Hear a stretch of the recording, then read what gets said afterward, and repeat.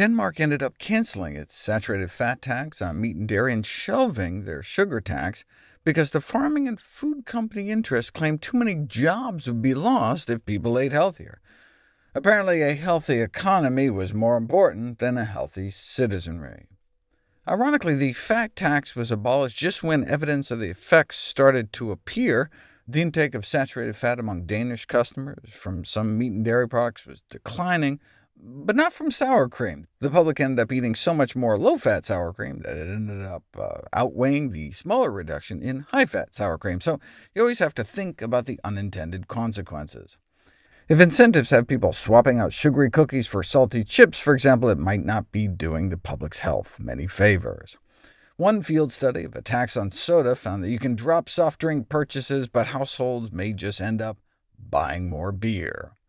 Another study found that calorie labeling of sugary drinks ironically led to an increase in consumption, presumed to be because the consumers may have previously overestimated their calorie content.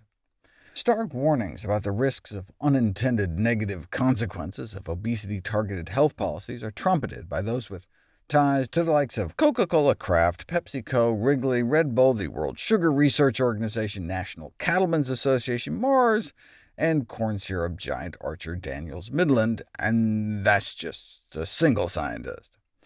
The concern about unintended consequences shouldn't paralyze our efforts, but should serve up a healthy dose of humility when considering policy proposals.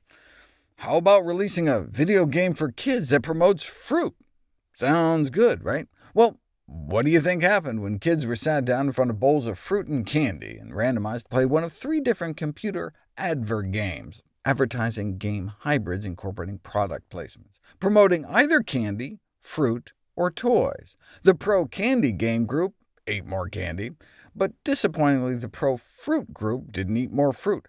But then it gets interesting. They ate more candy in the fruit game, too. Compared to the toy promotion control group, having a kid play a video game promoting fruit led them to eat more candy. Presumably both the candy and fruit games just made them think about food, and they naturally gravitated to their preferred snack. One of the most fascinating phenomena I came across was the boomerang effect of remedy messaging. One might presume that the advertising of smoking cessation aids like nicotine gum would help make quitting easier. After all, the vast majority of smokers want to quit, and so availing them of helpful options couldn't help but help, right? Instead, such remedy marketing can create a vicarious get-out-of-jail-free card that ends up reinforcing risky behavior. Exposure to nicotine replacement product advertising was found to undermine quitting intentions, especially among the heaviest smokers, the very ones who needed it the most. The thought is that smokers may subconsciously interpret the remedy as evidence that the hazards of smoking are more manageable, hence less risky, and thereby help to justify their habit. You can see how easily this would translate to the weight loss arena.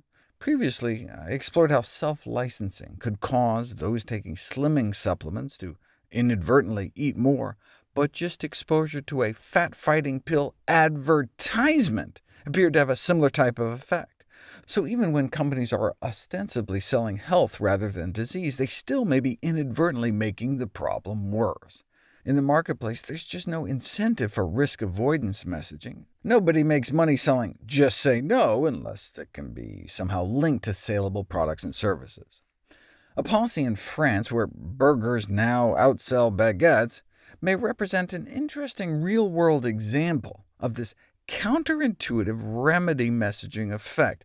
Industry lobbying morphed a valiant effort to ban the advertising of junk into a mandate for preventive health messaging on junk food advertisements. So now on products like Lay's chips Ça va poulet rôti, chicken-flavored potato chips, you'll see messages like, I'm not going to try to pronounce that in French, but basically, for your health, practice regular physical activity. Hey, sounds good, right? But any time an industry agrees to a regulation, one should get skeptical as to its effectiveness. To see if such messaging might lead to a boomerang effect, research subjects were randomized to view a Big Mac advertisement with or without the preventive health message, "Eat 5 fruits and vegetables a day." I mean, hey, wouldn't it be great if McDonald's was forced to advertise healthy food? The participants then filled out some BS questionnaire, and before they left, were allowed to choose one of 2 McDonald's coupons as a reward for their participation, a free sundae or a free bag of fruit.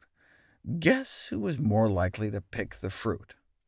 Only 1 in 3 of those who just saw the straight burger advertisement chose the fruit over the sundae, but that number fell to only 1 in 6 among those who've been prompted to eat healthier. Let that sink in for a second. Isn't that crazy? The absence of the health message doubled the choice of the healthy snack. The health message made things worse. This may be the remedy messaging boomerang effect in action. By simultaneously offering a temptation with a reminder about how they can dig themselves out later, justifies the excuse to indulge. Subconsciously, it may give the chickeny chip eater the rationalization that they can just work it off the next day, even if the next day at the gym never comes. The advised antidote to avoid justification effects is to instead use negative framing. Instead of offering a way out to compensate for indulging just this one time, cautionary messages may be more effective.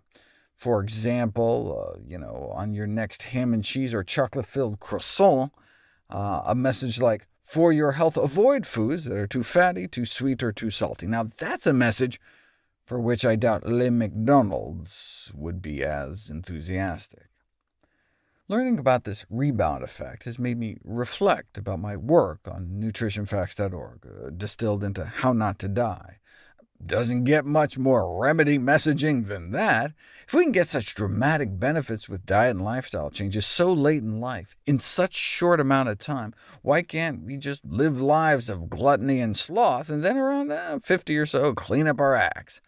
The reason is because it may be too late. Our first symptom may be our last.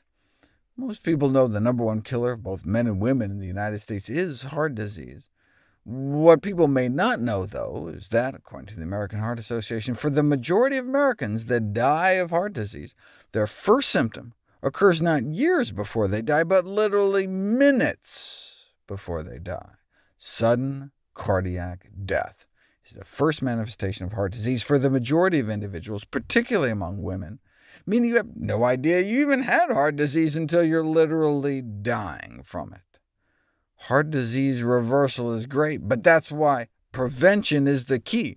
When it comes to sudden death, an ounce of prevention truly is worth more than a pound of cure, because there is no cure for dead.